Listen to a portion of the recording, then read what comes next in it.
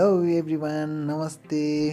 Food and beverage नेपालमा यहाँहरूलाई स्वागत छ र यहाँहरूलाई आज म झोल मोमोको झोल कसरी बनाउने भन्ने विधिलाई लिएर आएको छु।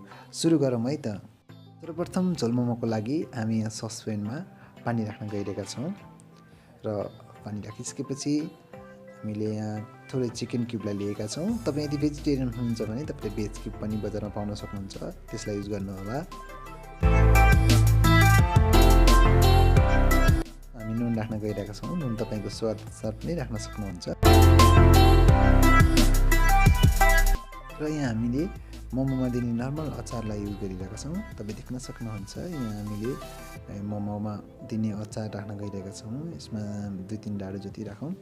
राखिसकेपछि हामीले भटमासलाई भुटेर र पिसेर यसको सातु बनाएका छौँ। भटमासको सातु हेर्नुहोस्, यो 1 चम्चा राखौँ।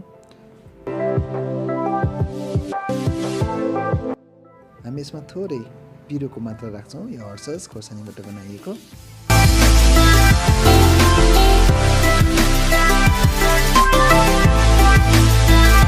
यति राखिसकेपछि हामी यसमा थोरै बटर राख्न गइरहेका छौँ। हेर्नुहोस्, थोरै बटर राखौँ। बटर राखिसकेपछि एकचोटिलाई चलाइदिन्छौँ हामी। हेर्नुहोस्, र थोरै भिनेगर टच गराउँछौँ। र अब यो उम्लिसकेको छ र यसको लागि विशेष मसला लिएर आएका छौँ हामीले।